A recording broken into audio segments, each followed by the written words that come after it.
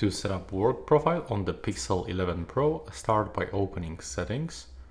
Now go to the Google services, and over here just go for the all services, and now just scroll like all the way down, tap to set up your work profile, and now you have to actually get this code that you have received from your IT admin.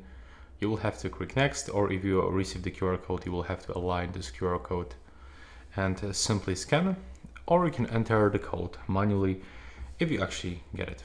Once you actually input this code, you will have to click next. Let's say that the code for me, it will be like this one. You have to, okay, it could also enter the letters only. There we go.